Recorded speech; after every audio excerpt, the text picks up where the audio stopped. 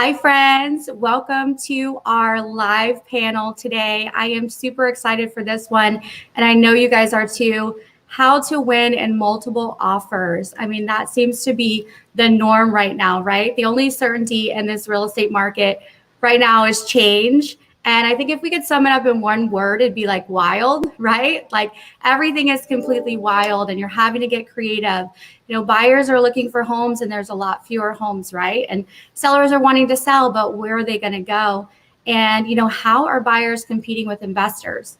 And I really want to tap into this with you guys and bring these industry experts. I'm going to give them a chance to introduce themselves, but they're here today to talk to you about just that. They've got some creative ways that they're staying ahead in this multiple offer scenario, and they've got some key practices that working for their teams, working for their clients that I really want you guys to hear, and they're ready to share with you. So I'm going to let them quickly introduce themselves. So I'll start with Matt. Hey guys, Matt Wheatley with the Wheatley Realty Group. We're here locally in South Lake County. That's our market, I guess you would say. Yeah, that's me. Perfect. Chris, I'll let you. Yeah, appreciate it. Guys, I'm Chris Feamster. I'm the team leader over here with the Strata Group, eXp Realty. We're based out of Mount Dora and operating about a 15, 20-mile radius from here. All right, perfect. Thank you so much for being here, Janae.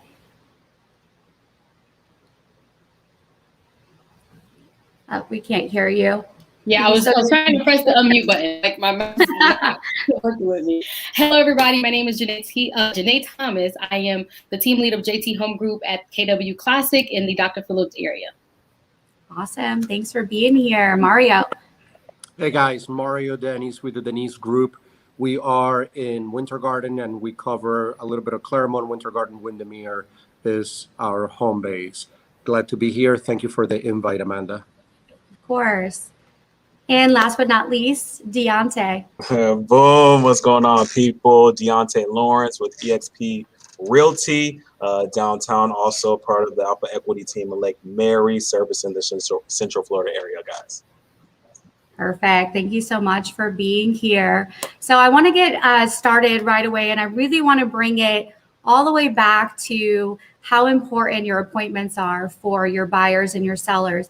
And I want to find out, you know, with today's market, you know, people are Googling a lot, right? They're out there, they're figuring out what they can do, what they can get, doing all of that. So, you know, how are you setting those expectations and boundaries up front with your buyers and sellers, and what things are most important? So I'm going to actually start with Mario on this question. Yeah, setting the expectations is everything, and that's not just for real estate. That's on every relationship, and that goes from personal to business to otherwise. So one thing that we started doing, we started about a year and a half ago, is we have it's literally a magazine. It's a 20-something page magazine where we have in there sort of the frequently asked questions of what to expect during a real estate transaction, and we're actually updating that to add timelines, because the problem is, I think people in the media and social media, they hear more of our terms like appraisal or EMD or, you know, whatever we use as lingo, but they don't really have a meaning to that. So we're doing definitions to that. We're adding timelines, and, you know, we're doing a weekly follow-up call with every buyer and seller saying, hey, you know, you may not hear, you know, there may not be any update, but you're going to hear from me every Wednesday, for example, and I will give you an update of where we are in the transaction, because we also believe communication is the most important thing for a smooth transaction. So, you know, expectations in writing with what we are giving people and asking them to go through it, defining terms up front, and then consistent communication with an expected follow-up call at least once per week, but most of the times it happens more often than that. Very good. Thank you. I love that. So just setting those expectations up front is something that you've had implemented in your business for a long time and constantly updating to today's market. So anything that you guys are doing that might be a little bit different, Matt, out in your area? No, we've worked with Mario plenty in the past, so we definitely get along well and see eye to eye on a lot of those things. So one thing that I like to do, and, you know, obviously this started with sellers, was don't overpromise and underdeliver, right? If you do that, you set the expectations from the start. If you set clear boundaries with your buyers of what to expect in this market, You know, when they're sending you have your auto searches for your buyers set up and they're saying, hey, I want to go see this house. I want to go see this house. I want to go see this house. You've got to let them know. One thing I'll go off topic a little bit, I guess, on this is don't take too many buyer clients either. Refer them out. You know, we're building a brokerage, so I do have the luxury of referring them out, but I know, especially the two of you, EXP and Keller Williams, you guys should have huge referral networks. So don't burn yourselves out. That's one of the biggest things. If you cannot provide a service, if you have 10, 15 buyers you're personally working with right now, you can't be in those places all at once. So be sure to set boundaries for yourself and make sure that you're not over-promising and under-delivering on your services because of how crazy the market's getting. It's easy to get out of hand. I'm seeing it. I'm mainly on the listing side for most of these, but I'm seeing a lot of people getting frustrated and pushy and crazy on the buyer side. Let's say sometimes it is wild.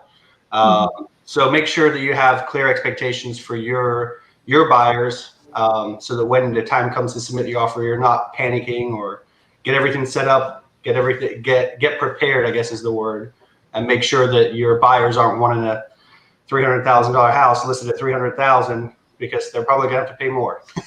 Yes. That's a big change right now. So, you know, some people have a hard time with that, especially if they have a, you know, parents and grandparents get involved sometimes, and that's something that, well, I never had to do that, and you know, times are different right now. So yes, absolutely. So setting those boundaries with yourself, I love that, and not trying to take on too much, right?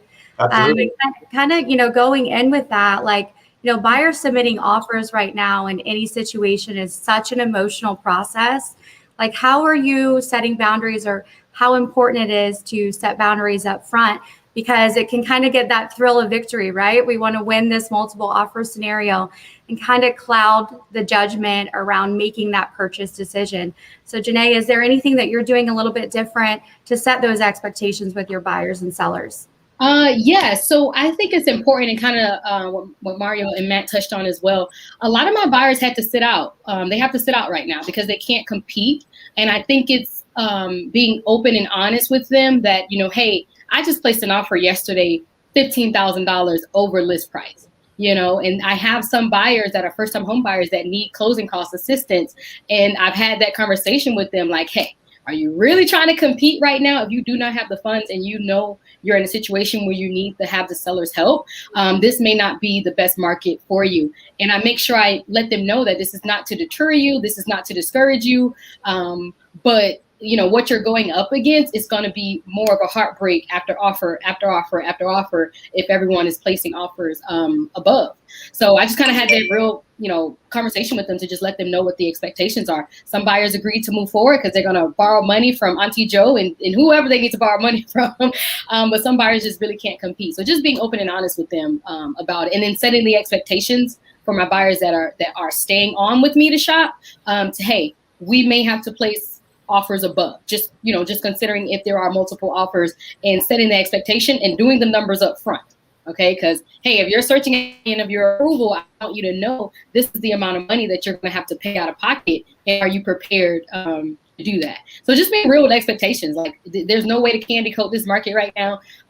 So I just think it's being real and letting them know, okay, I have your best interest at heart, and it's some crazy games being played out there right now. Yes, so definitely. Diante, anything on your end? I know you are the master of emotions, and I know you counsel your clients quite a bit. So anything you're using, or any tools or techniques for your buyers and sellers to really set expectations up front, like Janae said, right? They kind of get in this thrill of the multiple offers and keep pushing more money. How do we keep it more realistic for them? Right. So I feel like the common denominator with everybody here is expectations, right? Mm-hmm. So my best thing I prefer to do is I like to start with them. What do you guys know? What have you guys heard about how to win in this market, right? And have them feel like they're actually, you know, able to be a part of it, because I feel like in my experience, the more I tell somebody something, they're not as receptive. So the first thing I do is kind of get everything off their chest, what they know, and then I like to educate, right? So this is our budget, right? you shared this with me. I know this. This is what we can go after. So we're gonna have to cut down some of these things that you want, right? You want the pool, you want the lanai, you want the 3,000 square foot. Well, that's a $500,000 house in Orlando. So we could get you that, but you're gonna have to go to Haines City. Is that something you're willing to do? Yes? No? Are you picking on Polk County here? Right? No, No, I'm just saying, you're gonna have to go to Haines City. So kind of setting that expectation, and what I have noticed, like really leading with that has really helped a lot, because they're seeing it from their point of view, not necessarily from our point of view. Because you can feel the energy when you're telling, hey, this is the market, you need to do it this way, you need to do it that way. They're not as receptive as opposed to, hey, what do you know? What has your dad and your grandma and your grandfather told you about the market, right? And leading off of that and kind of building off of their knowledge and kind of creating a whole team environment. And like everybody was saying, not over promising what they can get in this market. So that's worked for me thus far. Definitely. I love that. So like Matt just said, and education's key, right? Education on understanding what they know and what you guys know for the market to set up those expectations. So I really want to go into kind of, most of you on this call are heavy listing agents, right? You still deal with a lot of sellers. I want to see from that scenario, how do you deal with like going through those multiple offers, right? Some people are getting 20, 30 multiple offers at a time. Janae's laughing. She's like, I don't sleep. That's how. But I want to see, really how is it you guys are looking through it, and what are some key points that other people may not be looking at? So I will start with Matt on this one. Sure thing. Well, obviously those highest and best multiple offer sheets come in real handy. I'm sure you can find them. I think the one we use is Breakthrough Broker. That's what we use, Breakthrough Broker. They have like a template on there for your highest and best offers. I'm sure you guys have your own or made your own, but that keeps your head on straight, right? You just input them into there, puts all the terms in there, nice and easy way to break it down. But one of the biggest things that I've seen to help on the listing side, at least is talk to your sellers. And like Diante said, education is huge. So anything you can educate them with helps a lot. So I educate them with, hey, this is the expected in this neighborhood. It's going to go multiple offers, like most of them are, but let's just say it's going to go multiple offers. We're going to list it here. Let's have a deadline for offers before we even list the house, because there's nothing worse than a buyer's agent coming to you and saying, okay, I want to submit an offer. I just went through this with another one, and they want to wait 7 days on the market. And my buyer doesn't want to wait 7 days to find out if he's getting a house or not. But that wasn't disclosed. That was just a, hey, I just found out. Didn't talk to my seller beforehand. So, would we have seen the house or wasted our time seeing it, knowing we were going to wait 7 days? Probably not. So for me, I educate all my clients when it comes to, the typical, we're going to list it on a Thursday. We're going to go Friday, Saturday, Sunday, and then Sunday at 6 p.m. if I want to work that late, or Monday at 5. That's when our deadline will be. And then everyone has a fair chance, right? No one's going to be upset at you about changing deadlines and things like this. I know there's still people that ask me, hey, if I give you this offer right now, will you take it and not go through the weekend? And of course, that's the seller's decision. I mean, we came up with a plan, but if there's one that's, ultimately it's the seller's decision. So as a buyer's agent, it is tough out there right now. Have patience, but communicate with the listing agent and, try and find some familiar ground and connect with them on something. Like if we both know Amanda from Celebration Title, that's a good way to connect, and then have kind of like what Diante said, don't tell them how great you are, find someone else to tell them that you're reputable, because that's going to make a bigger difference than just saying, hey, I'm great, I have a great lender, my buyer's great, everything's great, we're going to close on this house and it's all going to be great, because we know that doesn't happen most of the time. So the person that says, I'm great, usually is the one that doesn't come through with things like that. So that's what I'm seeing, setting clear expectations for your sellers, trying to come up with a plan, and then telling them to stick with the plan. I mean, it is an emotional roller coaster, and if you get on it with them, you're going for a ride. So try not to. It's my advice.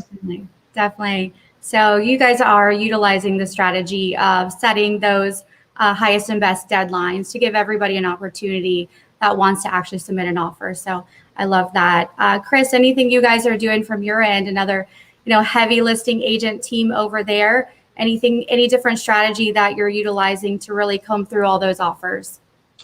I mean, I think it goes back to, not to be redundant, but setting the expectations, and it's kind of the same on both sides, whether it's a buyer or a seller. We explain, it's fluid, right? And so it depends on the scenario of the seller or the buyer. And so, we've got something in Google Drive, and so we break down, as soon as offers come in, we put it in there, and they can see the offers in real time, what type of offers, financing, where that is, et cetera. And so on the seller side, we explain up front the different types of financing that they should expect to see. And again, it's scenario based. So what kind of house do they have? What condition is it in? How old is it? Those are the types of things to look at. What type of financing is the best fit for that house? And then also what's their scenario in terms of how quickly do they need to move? Where are they going? Those types of things. It's not always the highest price that's the best. It depends on what their situation is going to be and what's the best fit for their family. And oftentimes the highest price certainly doesn't help, but shorter closing date isn't always best. Right? Maybe some accommodations as to if I've got family and they need to move at this certain time, being accommodating in there, negotiating repairs up front. These are the things we know. These are the things that are wrong with the house. We know that. Let's disclose that. Let's talk about it. So we're not having to fight this fight later.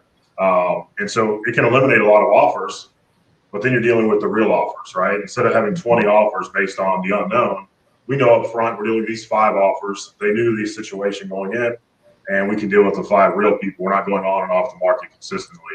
And so setting the expectation, understanding people's scenarios so we can, game plan and map out what the future is going to look like, and doing our jobs as professionals that they're paying us for.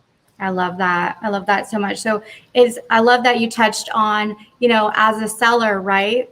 Sometimes the fastest closing date doesn't work. And that's so important for the buyers to learn what the sellers actually really want, right?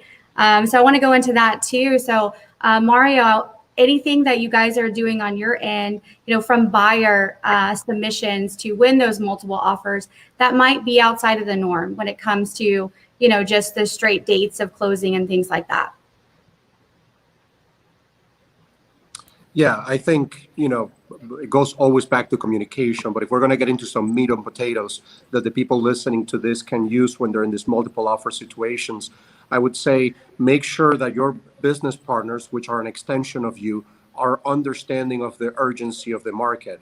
For example, we work with Jennifer Miklos of Move and Mortgage, and every time we submit an offer, she CC'd on the emails, and then as the second we submit the offer, she does a reply all with a follow-up on that person's financials. We've already gotten them through underwriting. We got their documents, we got their income, we've seen all of their information. And so that's really helping us in framing a whole picture for that listing agent of exactly what's going on. Also talking about motivations, I think it's very important. You touched on it, and also Chris touched on it. I would estimate probably 50% of the time or more, the highest offer is not the best offer. And so for us, we understand motivation and attachment is important. So, if someone is moving into the area because their mom lives right down the road and they're a caretaker for them, we're trying to build a whole picture so that seller hopefully feels comfortable about the fact that not only are we writing an offer that we find is fair for the market conditions, but that we are going to follow through with the closing. And Amanda, you mentioned it briefly, but I think it is the most important part of this market. The winning mentality is the wrong mentality. And I know some people will disagree with that statement, but when you put your buyers on this, you have to win at all cost mentality. And it's sort of like that auction mentality that they're just bidding and bidding and bidding. There's a lot of remorse that comes on after that. And so I think we are better served as buyer's agents telling people, give me the number that you're going to be able to sleep 8 hours tonight, whether you get the house or don't get the house. Don't give me the number that's going to beat every other offer, because that number may not be something you're willing to live with tomorrow. So, trying to kind of keep people grounded and understanding like, hey, there's another day tomorrow. There's going to be another house tomorrow. I see it's happened to us on the listing side at least 3 times in the last week, where people are writing these crazy offers, unlimited appraisal differential contingencies, $50,000 over the asking price, all this nonsense. that we know you're just trying to win. You're just trying to throw a bunch of shiny stuff over an offer to make the seller go, wow. And then after inspections, you're going to hit it with a hammer. And so, we are trying to make sure that the listing agents, when we're working with buyers, that the listing agents understand our buyers are committed, ready, willing, and able, and they're going to follow through and perform.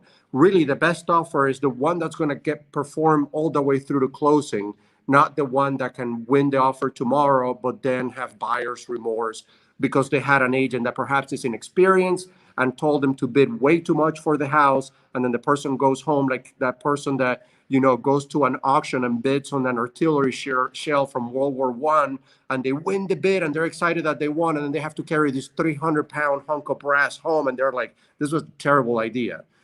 So we're trying to make sure that people have connection to the house, and we're trying to build and frame the whole story for the seller so that they accept our offer as the best offer, even when we are not the highest.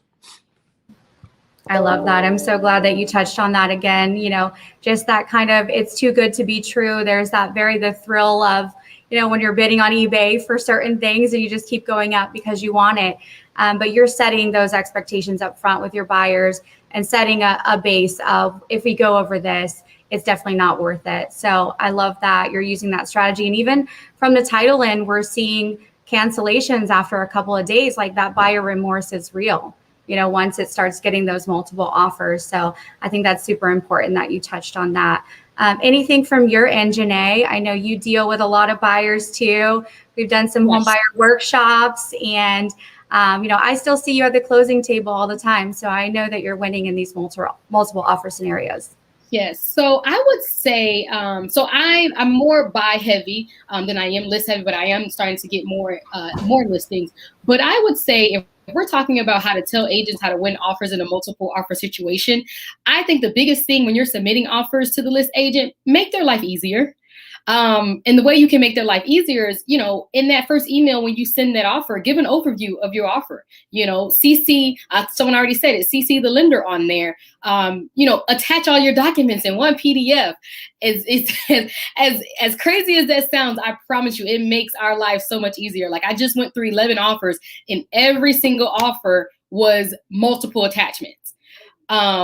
So making it smooth, because, if I see things that are well put together, I'm like, okay, this is possibly an agent that I want to work with. They did this. And I explain that stuff to my client, like, hey, this person was the only person that filled the contract out completely. That's good in my books, because that lets me know how you're going to perform throughout the transaction. So if you are submitting offers on listings and you're trying to win, by any means, do everything you can to make that list agent's review process easy. So attaching all the information in one email, putting all documents into a PDF, because it's a lot to review, a lot of offers at one time. So I would just say, make the list agent's life, super easy, and however you can provide value is where you're going to stick out. And having a completed contract. As crazy as that sounds, I reviewed some contracts where the seller's name is missing, or the buyer's name is missing, or it's spelled incorrectly. Don't be such in a rush that you miss something that could cost you money, or a lawsuit, or a fine, trying to get in an offer. So making sure the offer is completely filled out is important as well. That's so good. Those are great things, like just making it easy, right? And setting that expectation that, I'm going to be somebody that's in it as a teamwork here and working well with you as a listing agent. So that is probably one of the most important things too, like Mario said, making it smooth all the way till the end. Diante, you had a recent scenario that you shared on Facebook about a multiple offer situation. I'd love for you to share with us something specific that has worked for you, for your buyers. So I like to attack the emotional play, right? At the end of the day, numbers are numbers, and we can only do so much about that. But Janae briefly, inadvertently touched on it, right? There's a phenomenal book, guys. I encourage everybody to read this, How to Never Lose a Customer Again. It's a phenomenal book, and they have a quote in there that says, make the ordinary extraordinary. So that particular listing, right? All I did, and now I do it, I stole it from somebody else. Instead of texting the agent, the listing agent, hey, just saw your house, we're going to be submitting an offer. I send a video.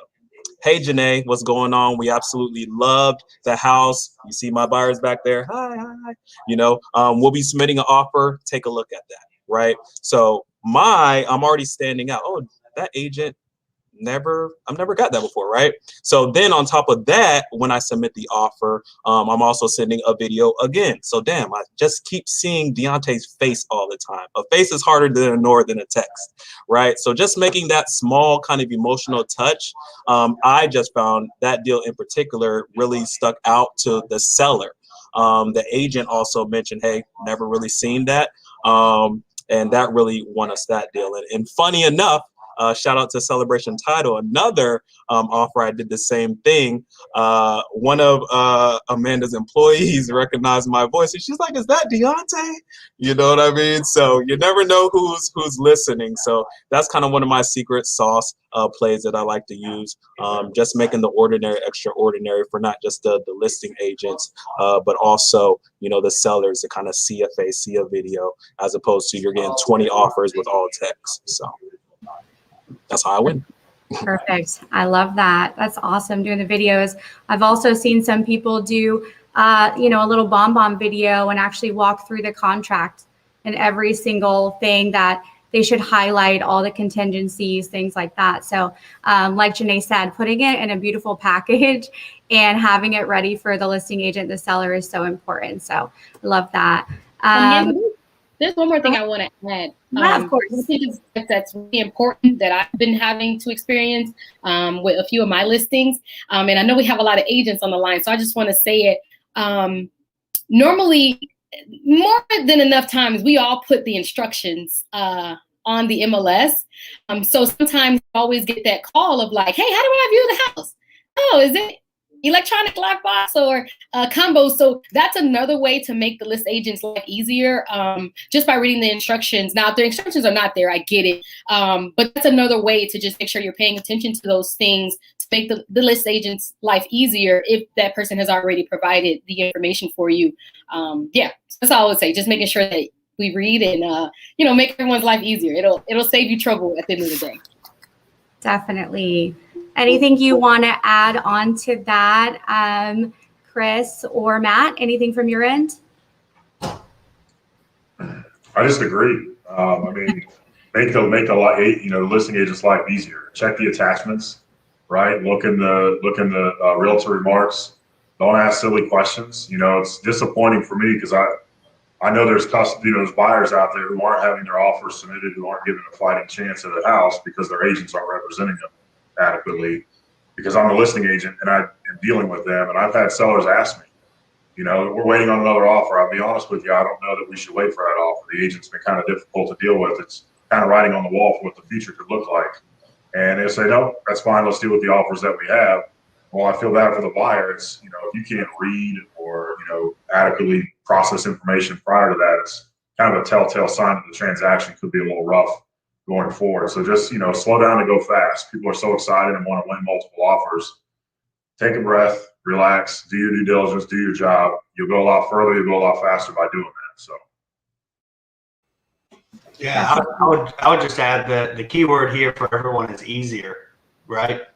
If we have 30 offers, make it easy for you to stand out. You want it to be easy, seamless. I mean, I've had people call me for 30 minutes, and that's great. But when 30 people do that, it's not easier anymore. So there's only so much time you have in the day, right? So make it easier. And one tip I would have for buyer's agents is know your listing agent. There's a lot of information out there. You can Google people. You can find out how to connect with them, right? Kind of like what Diante said. He's doing the emotional play. We'll connect with the agent. Mario and I work together. I'll give you an example. So we already have that connection. I don't have the same connection with Diante, with Janae, with Chris yet. So we already have the relationship built through working together before in the past.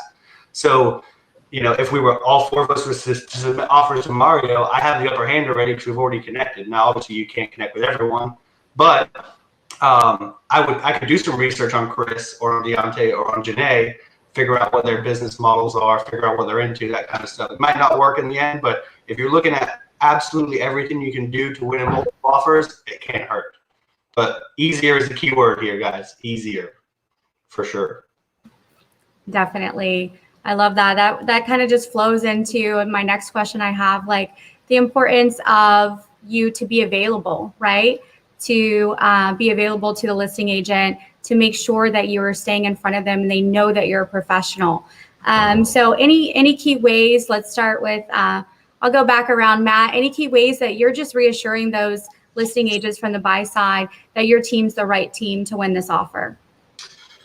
Yeah, well, again, it's case by case on who you're working with, right? So if you're working with a newer listing agent, bring up the potential red flags you saw when you do when you're showing homes.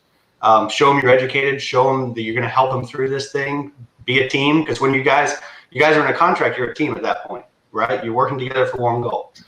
So, it all depends on who the agent is. If it's an experienced agent that's been doing this longer than me, I know my time's valuable, so their time is probably even more valuable. So make it as easy as possible. I'm not going to call them and waste 30 minutes of their time. I'm just going to say, hey, hit the major points. Tell me if we can get this done and let's go. But for a newer agent, I'm going to be calling them, giving them 30 minutes if they want it. Hopefully give them a little bit of training or education on the way up there, and show them why, what we've built and our systems are going to help get the deal closed. Because that's ultimately what we want to do, right? Is we want to get, like Mario said, it's not really highest and best, it's strongest and best, right? Strongest offer that's going to get the most chance to closing, and net the seller the most money ultimately out of all of them. And that's not always the highest one, because it's not going to close. You can have the buyer's remorse issues. And honestly, if you go back to the market as a listing agent, you've lost that's your golden nugget is that first 2 weeks, and now it's probably even your first 4 days, to be honest. But you get multiple offers in that time. You're playing cash offers against FHA offers, against conventional offers. And then when you go back to the market, everyone's in a different mindset. What's wrong with this house? It's always something, right? That person didn't get through.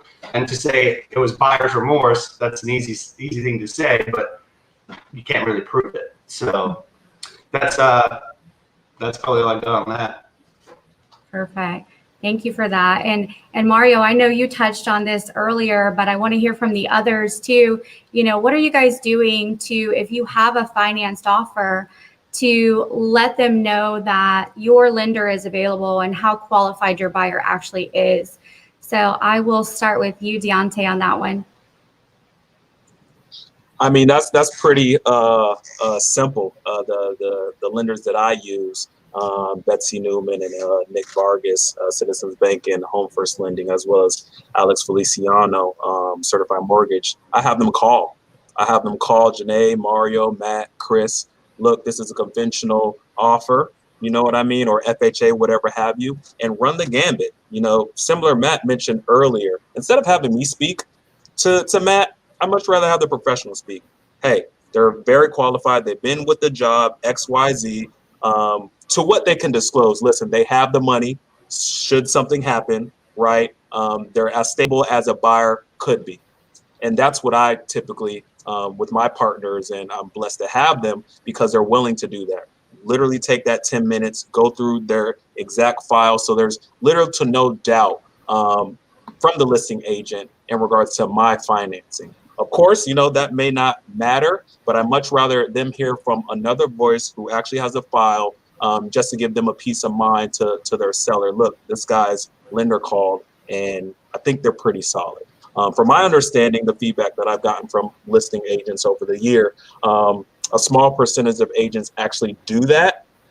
So that kind of also sticks out to the sellers as, wow, we have 9 offers, and this guy actually took the time to have his lender call us and let us know the strength of that buyer. So yeah, I love that shift. How Mario just said that earlier, right? That CC of that email. It sounds like Janae does the same thing. We're shifting from them just getting a pre-approval letter, right, and the listing agents having to call and make sure that they're qualified, to you guys are actually bringing that as the buyer's agent to the listing agent already. So I love that kind of shift in mindset.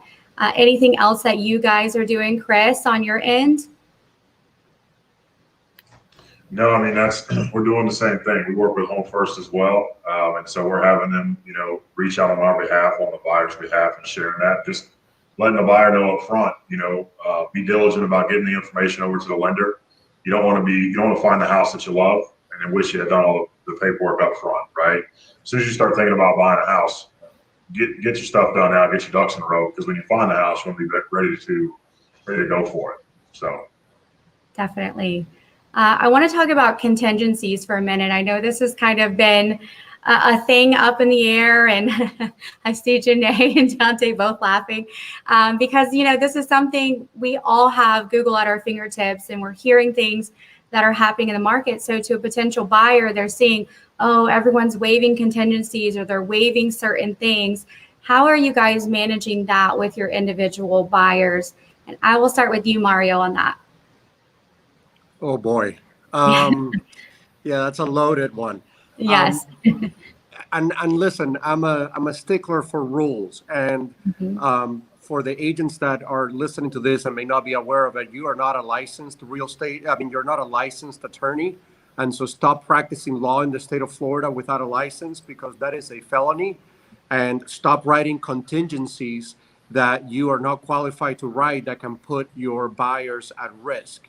And so with that said, when we started having to go and write contingencies that guarantee a certain amount of money above what it's going to appraise for, we actually did this. It's very crazy. It's controversial, apparently. We paid an attorney to draft it for us, and now we use that contingency when we submit the offers, so that everyone gets kept out of trouble.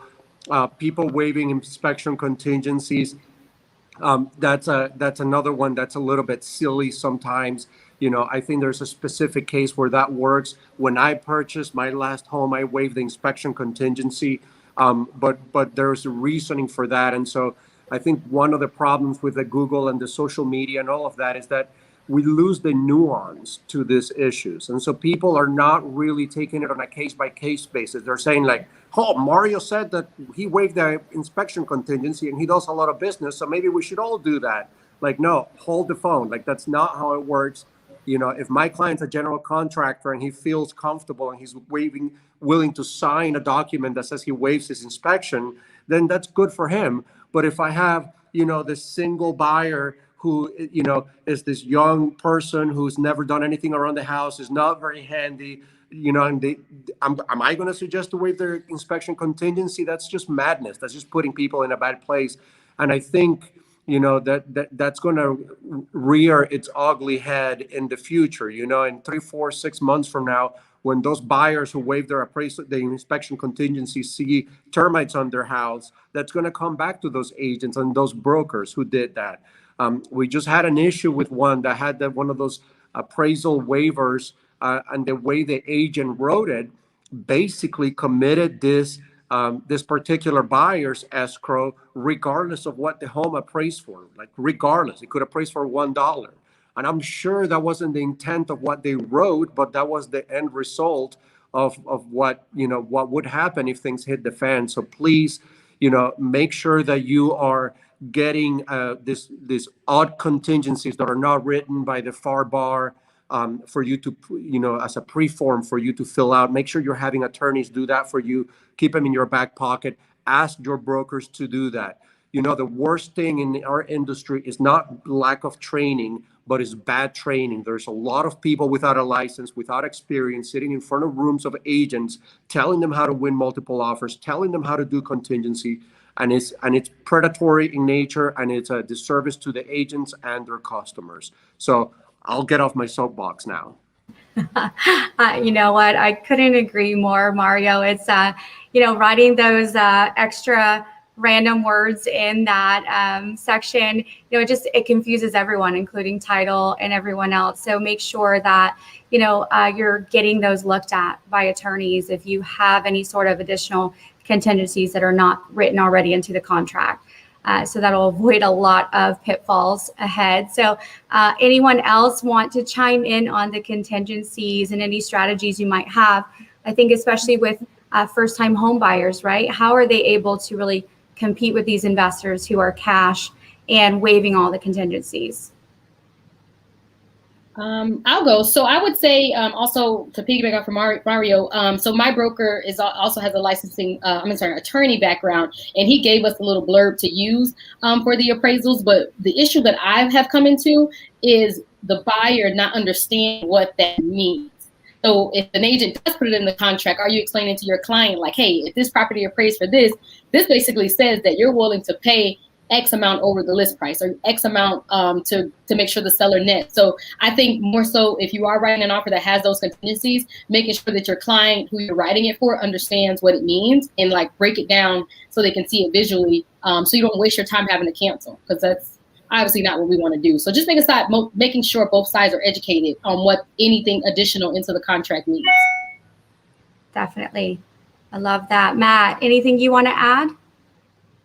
Yeah, Mario's point there kind of brought up a story that I'll tell you guys, something that I would not normally do, but did in this situation for a buyer. I had someone competing against a lot of cash offers, and they actually went through the entire process all the way up until clear to close, and the seller decided that they needed a lease back at that point for a few months because they couldn't find anything. So again, we go back to preparing your sellers when you're a listing agent, right? But this buyer, we knew went all the way through clear to close. So the only reason why they wouldn't close on this house, it was very similar in price and everything, was either an inspection issue or, you know, I hate to say it, but they don't make it to closing. So you have to get hit by a bus at this point to not make it to closing. So in that case, we wrote the contract up as without the financing contingency. So they knew they'd gone through all of it. The lender had it all. They were down to ready to sign on the dotted line. And again, it's case by case. So I'm not advocating you to write your conventional buyers as without a financing contingency. But in that case, it made sense. They got the house. Everything went well. They're happy. They probably wouldn't have got it with the financing contingency. So they were happy with that. So it's all case by case. But the more contingencies you can remove safely, obviously, the stronger your offer is. Definitely. Thank you for that. Anything you want to add to that, Chris? I know you mentioned earlier, I love the strategy of talking to your sellers and already having, you know, the repairs up front that they know that are probably going to show up anyway, right? How does that factor into getting those contingencies removed for the inspection? That's a touchy one, you know, kind of what Mario said. I don't necessarily ever recommend on the buy side removing the inspection contingencies. If they're a general contractor or they've got some specialty that allows them the ability to not worry about it, I get nervous on both sides, honestly, as a listing agent and as a buyer's agent. I don't love it. I had an agent submit an offer with no inspection contingency on a listing, and I kind of talked her out of it. I mean, the seller and I were on the same page with that, but I just, you know, I don't ever want to put somebody in the wrong spot. For me, you know, when talking about contingencies, it's all scenario specific again. You know, Matt's example of the finance contingency being removed. You know, the biggest one right now is the wholesale contingency because nobody wants to move because they got nowhere to go, right? It's like, I don't want to sell my house because I don't have a house to buy. And, you know, it's really understanding your finances, talking to your lender and removing that contingency. Can you carry both mortgages for a period of time? Feel pretty comfortable that the house is going to sell relatively quickly in today's market, depending on the condition, of course. And so can you carry both mortgages for a period of time? That's a conversation that we have sometimes with the right person, you know, they got the right financing set up. Are you comfortable with that? That's the best way to get this house, if this is the house that you want, because waiting to find a house to sell your house is just a hard thing to do. So I wanted to touch on that. I didn't necessarily answer your question specifically, but I shy away from the inspection waiver. I don't like it. Yeah. Let somebody else do that. Amazing. Thank you. And thanks for touching on that. That really kind of segues into my next question of how hard is it to do a simultaneous closing right now, right? Like, you know that those homes are going to sell really quickly, and sometimes it's hard to find that replacement home. What are you guys doing that might be different that is really so you don't have to use that contingency, right? Because I think that's probably one of the hardest ones, like you mentioned. So Mario, I'll start with you on that. Yeah, it's always case by case. And of course, if you have that contingency for a home to sell, on the surface, that looks like a weaker offer. But again, if you're able to build a story for someone, I just had a seller, we had 7 offers. and the offer that they're going with, it's someone that had a contingency to sell a home, and that was on my advice. And the reason that worked very well in this case is because the other offers were very volatile, were people that were just throwing things out to see if they stick. One of them was an investor because it was an LLC, and they said up front that was their goal. And so, with the sellers, for example, in this specific offer, they didn't mind that contingency to sell because the buyer's agent did a very good job at saying, just so you know, that home is already under contract. We got it under contract with a 90-day close to allow us to find a home in time, but we can move that closing at the moment that we find a house.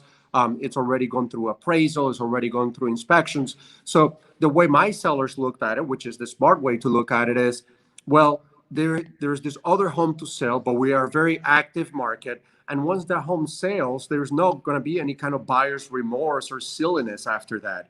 And so I think right now, contingency to sell, if it's worded properly, if you can show the right documentation and data, it actually makes people a little bit stronger. Specifically because, like you just mentioned, Amanda, I would love to see what the stats for the title companies look like on cancellations within the first 2 weeks of contract right now. But if I had to bet, I would probably bet that they're record high because people are just throwing a bunch of offers. You have the person that really wanted a pool, but it's settling for the no pool. But a week later, a home with a pool comes on the market, and they're going after that one. You have a lot of that going on.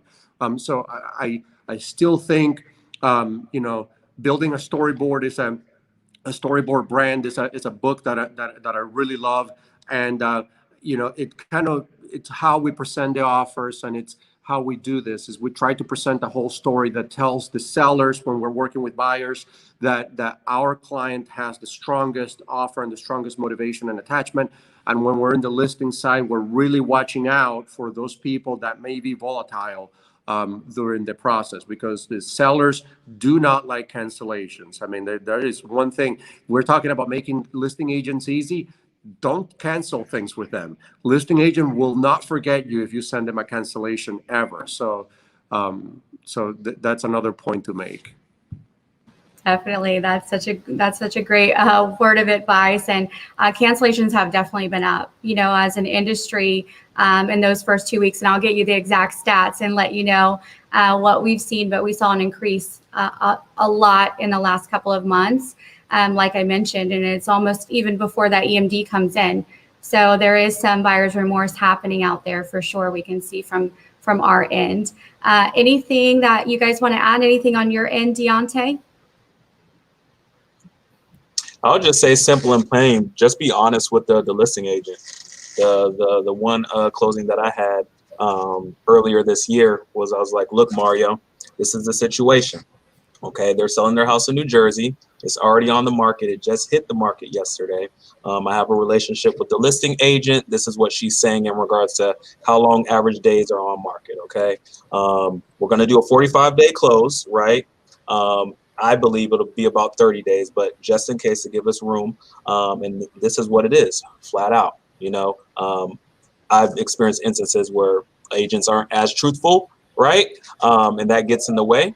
So just being 100% transparent and letting them know, similar to what he was saying, yes, I have to sell a house, but yes, this is a condition of the house. Here's the Zillow link. You can see how beautiful the house is, and it's going to sell well based on these statistics that my listing agent up in these different areas, Jersey, Carolina, Maryland. This is what they're seeing over there. I don't foresee any type of issue. So once again, just transparency with the listing agent, I feel like goes extreme long way, and that's helped me. So definitely. And kind of back on that, contingency for selling a home, I love how Mario kind of reframed that, right? Like writing the story of what that looks like. A lot of times you walk into that contingency conversation out of fear, but it's like, no, this is actually something that's set in stone, right? They have another house that they're moving forward, so they have to sell this one. Janae, you deal with a lot of buyers. What have you done possibly that has helped in that home to sell contingency? Yeah, so recently, I know it probably came a little bit more common now, which is the leasebacks. So I went through that with a seller recently. We had an attorney draft a lease back post-occupancy lease between the old seller and new seller, I guess you can say, or new homeowner. I will just say what I learned from that experience, because we accepted a FHA offer on that property, and at the time I did not know, and the lender of the buyer May was aware, I'm not 100% sure, but we found out that with FHA, there's a certain amount of time frame that you're allowed to do a post-occupancy. So that was something that I learned with the last deal that I did, that if you do accept the post-occupancy, I believe it's 60 or 90 days, don't quote me on that the new homeowner has to move in. So originally we negotiated the 6 months for my client to be in the home. And then after everything went through, the lender was like, oh, we can't do that. And I'm like, well, you had the contract. Like, what happened? Why was there, the communication to let us know? But that was something that I learned new as well. That there's FHA, it's a certain time frame that person has to occupy the home. So if you are doing the post-occupancy, just know that there's a certain time frame. But we were able to negotiate it. My client was able to go into contract, but the house won't be built. So they're just taking, the opportunity to move into a rental property. And they're not upset about it, which was great. But you may have that angry seller that's like, hey, they agreed to give us 6 months. I don't have anywhere else to go, and I don't want to get into a rental. But thankfully, my clients were okay with it because their new home won't be ready till next year. So they got to find somewhere else to go anyways, because it won't be ready in 6 months. So that was a learning experience that I learned as far as the post-occupancy goes with the lease. Yes, definitely. Love that. Thanks for sharing. So just getting creative with the situations, right? And it being so case by case, and knowing that just because you have a home to sell, there's hope for you. New buyers out there that have a home to sell, it's not impossible no matter what you're reading online. I love that you guys shared that. I want to see, obviously the inventory is low, right? And a lot of you on here are great at marketing. Are there any cool marketing strategies that are a little bit outside of the box that you're doing to actively get more listings? And I'll start with you on that, Chris. I don't know if they're outside of the box. I mean, we are traditionally a prospecting team. That's how we started. We spent a lot of time on the phones, and we have a cash offer. We have an investment division, and so we buy houses, and so that's been a good opportunity for us. In today's market, even the houses that would traditionally be an investor purchase house, they want retail, and so we're able to pivot and retail. So again, I don't know that that's outside of the box, but those are our two biggest opportunities today. Yeah, so you're just digging deep and doubling down on the things that you guys are really good at. I love that. Absolutely.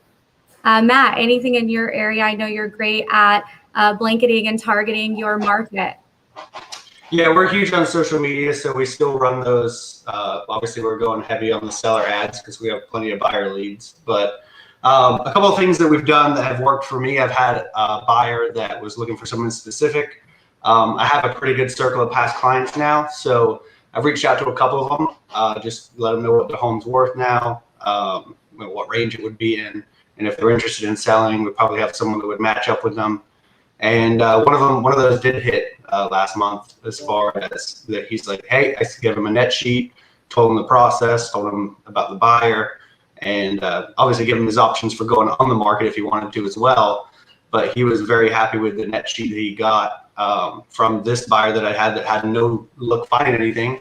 So if you have a sphere of influence or past client circle, and I work in a very South Lake County is really my hub. I obviously serve Central Florida, but I know this area very well, so I'm very comfortable in it. So when I show homes, there's a couple builders that are very popular around here, and when there's a floor plan, I know off the top of my head which ones I've sold in the past, which ones are 2, 3, 4 years in the home, which is where you get the bug and the itch, right? Like year 3 to 5.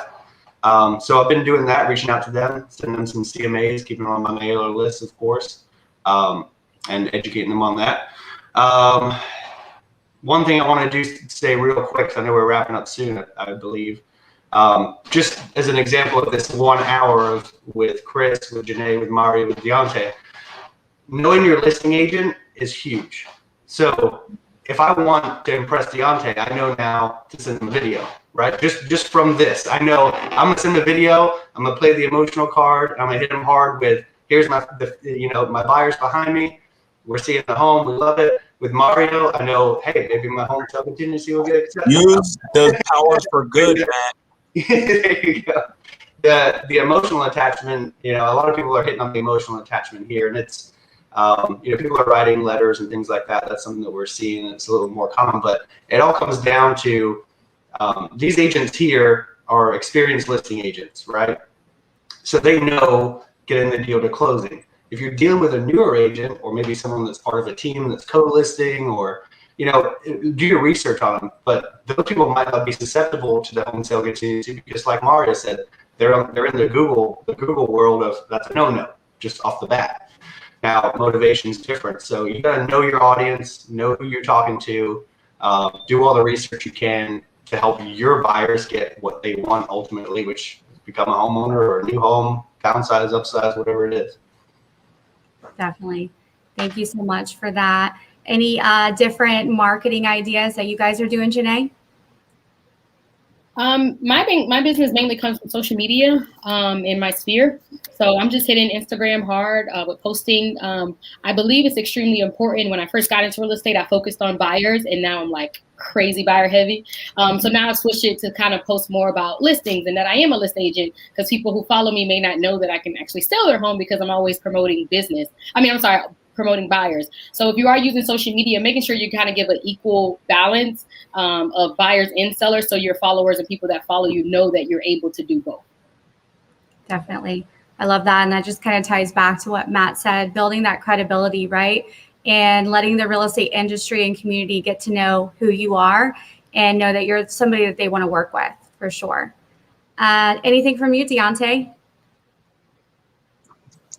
Hey, everything's pretty much the congruent with everybody here. I like my sphere and referrals, so that's a lot what I focus towards. I believe that's where our industry is going.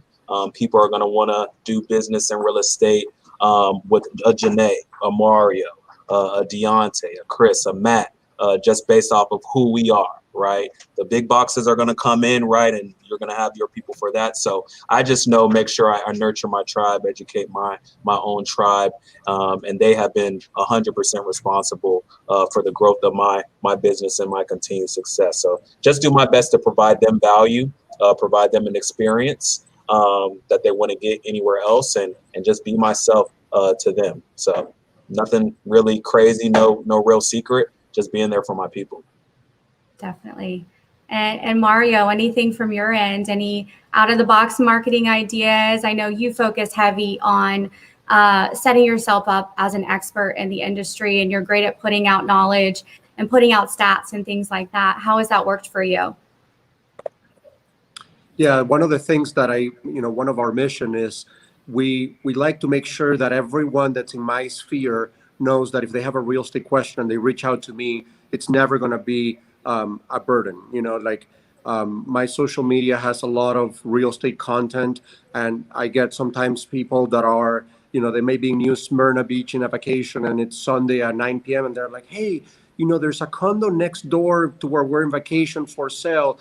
And, I've made it okay to open that door and ask me questions about any real estate, anywhere, anytime, whether it's crazy or not, because I'm always talking about it.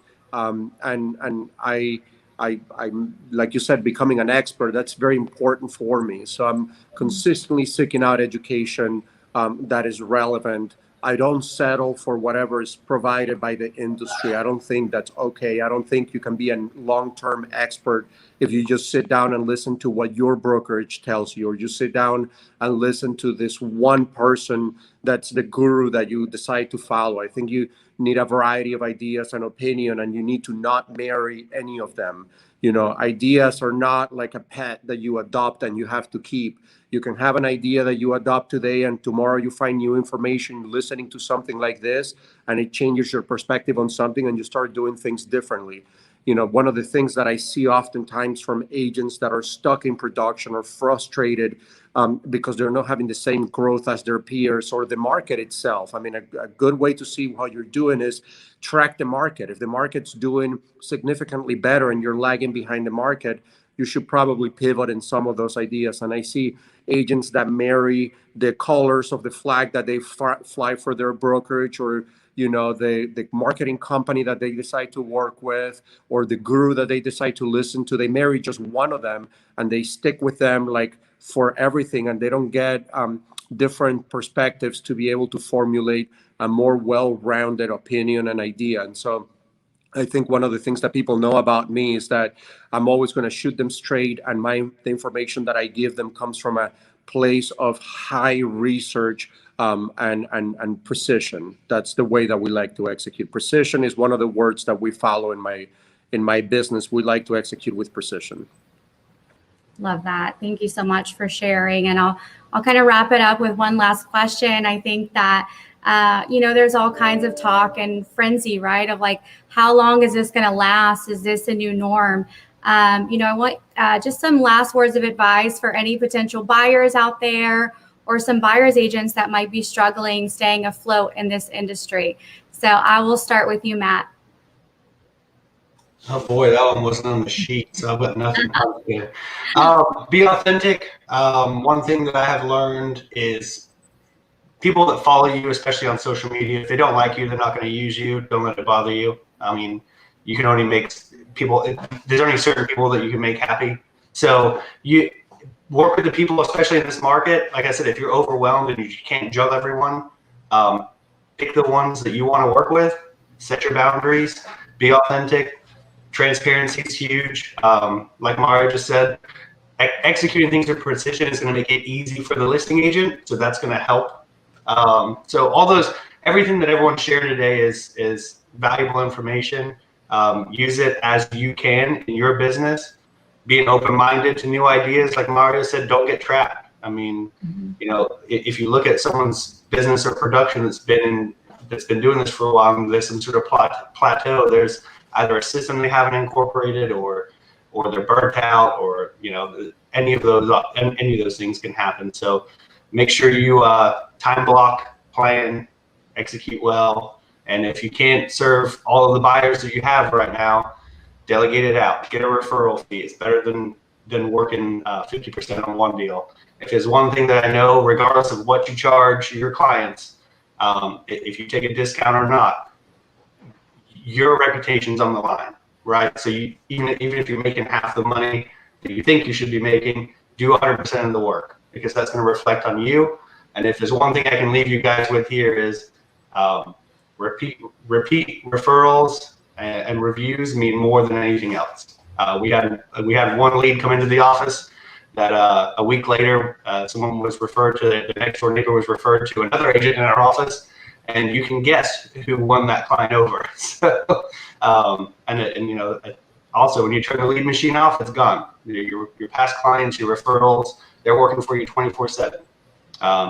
Just kind of like think of it as YouTube. They're a billboard, they're an ad for you. So go above and beyond, help the people you can. That will lead to more business, and also lead to a good reputation, and not fighting and chasing leads all the time. Definitely.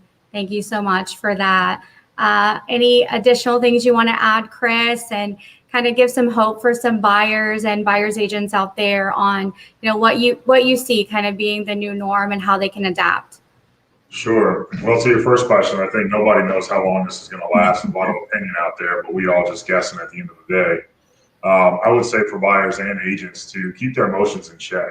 Don't allow the highs to be too high, the lows to be too low, right? Keep your emotions even keel. If you're a buyer out there and you're losing on offers, what I always tell people when I'm working with them, that wasn't the right house, right? The right house is out there. The people are painting the house. They're getting it prepared right now to sell. Your house is out there. Just stay patient. It always works out. And as an agent, just continue to pivot, add value. It's what Matt was saying. Make sure you take care of your people, focus on your sphere, your referral base. And if you add value to people's lives, the business will continue to reciprocate. Things will continue to come your way. Add value, without an expectation of return, and the universe will take care of you. So if you're a buyer, stay patient. And if you're an agent, continue to pivot, put yourself around the right people, and stay resilient. Like that. So keep digging deep into yourself, right? So you can continue to add value and knowledge in the industry. Janae, anything from your end that you want to add and leave everyone with? Yeah, so for buyers, I would just say that I'm a firm believer, like Chris just said, whatever house is meant for you will be for you. And it may not be the house. So some of my buyers who have to wait until they're ready to play in the game, they're taking this time to save, build your credit. It's not a bad thing if you can't compete right now, because we're not used to this crazy market like this. I'm not used to it, at least. So I would just say that whatever house is meant for you will be for you. As far as agents, buyer's agent and list agents, I think a lot of people see us on this call and they see that we're successful. Don't ever compare yourself to anyone, I would say. I think your story is going to be your story. You know, everyone has to find their niche, okay? My niche is social media, okay? Someone else's may be door knocking. Someone else's may be open houses. Someone else may be farming. So as agents watching this, if you're not getting any leads or you're trying to get listings, like, focus on one thing and be an expert at that one thing. You try it out for a month or two, it's not working out, then you switch it up. But just don't try to put your hand in too many baskets, because it will make you confused. And then you're just like, well, I don't even know how I got the last client because I tried to do everything else. So find something that works for you. And I would just say everybody be encouraged, even us on this call. Like, we're running crazy right now. Whether you're with listings or you're running with buyers, we all need a vacation like yesterday. So if you are working with an agent, also be nice to your agent, love on your agent, because we are dealing with a lot as well in this crazy, crazy market, and us adjusting to being able to provide excellent service and, you know, delivering that bad news. Hey, our offer didn't get accepted.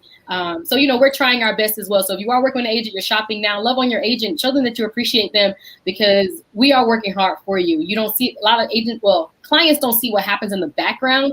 I mean, one deal, I probably have 1 million emails that go from title to the lender to the other agent. Like, there's so much that happens on the back end of things. So I just want to encourage everybody, agents, buyers, sellers, that this too shall pass. I do believe it will pass. And then, you know, things will kind of shift back to normal, hopefully. I'm praying. Thank you, Janae. Yeah, empathy is a big word right now, right? Just being sympathetic and empathizing that we're all kind of in this together. So it is wild. So I give you a big virtual air hug. I know you're working super hard. Diante, anything you want to leave the audience with that? What do you think is going to kind of be the new norm, and how can you really encourage buyers, agents in this market today, and buyers? In regards to agents, I always encourage you, hey, if you guys are working with 7 to 10 buyers, have that 2 millimeter ship. I have 7 to 10 buyers. So imagine when you get them under contract, right? And they already know the environment that they're in. Wow, Janae, Mario, Matt, Chris, they got me a house in this environment. What do you think they're going to do for the rest of their lives? They're referring you them, right? So agents, don't be discouraged. Be happy that you have these people on your team, right? And just do the things that you can do. One thing we kind of teach in the office is, hey, if they're in a financial situation, only look at homes that are at least on the market for 30 days, right? Because that eliminates some of the competition that we're going. Hey, you may have to kind of waver on some of the things you want, but your needs will still be there. You get them under contract, once again, they become raving fans for yourself. So one, for the agents, make sure you have that 2 millimeter ship. Yes, you have a lot of buyers. Yes, it's a quote unquote seller's market, but look at it. You close 10 buyers and a lot of these brokerages, you're capping, right? And out of those 10 buyers, how many referrals are you going to get that you close in this market, right? You can 10x your business just off of that. So walk with that encouragement, that positivity, right? Buyers, your agents are doing their best, similar to Janae, what she said, right? We're managing your emotions. We understand what you're going through. Be patient with us. Yes, your friends and family have purchased the house, right? They purchased it in a different environment. I know you guys kind of lean on them and kind of talk to them about what's going on, and you get some ancillary things coming back from them, right? Your agent is on your side, okay? They're not against you, okay? So I know with emotions, sometimes that can pop up and, hey, why did you do this for me? Why did you do that for me? Always keep that idea in your mind. We have your best interest in mind, right? Especially on the buyer side, we're doing this quote unquote for free. So wouldn't you think we would want to get you closed, right? So we can make sure we can also provide for our families. So just being empathetic, similar to the word Amanda and Janae said, knowing that your agent is on your side will go a long way. You guys will find a house. You will find a house, okay? Last month, I got 2 under contract because guess what? I had a great relationship with the listing agent. It fell through, and guess who they called back? Hey, is your buyer still on the market? Yeah, of course, we ready to roll. Now they're under contract. They're over the moon, right? You got to their house because you guys stayed in the game. You kept that positive mentality. So buyers, it's okay. You will find a house, all right? Just stick with your agent. You guys will be good, all right? A great message. So just letting everyone know that it's not impossible, right? According to all the stuff they're reading on Google, if they've got a great agent behind them, they can definitely find it. So Mario, anything you want to add and leave everyone with? Yeah, I think, first of all, before I forget, thank you so much for putting this together. I think this is more information. This is like a concentrated information feed that agents can use and really take a bunch of golden nuggets in a 1 hour period, get the minds of 6 people who are in the industry doing this every day with different perspectives. And I think that's a huge value that you guys are providing.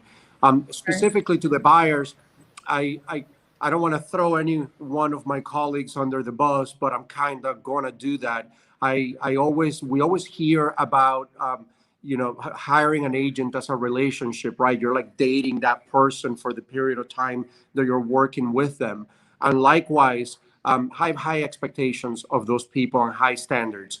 I would say to a buyer, there's 2 days we can't do anything about, yesterday and tomorrow, but we can definitely do something about what's happening today.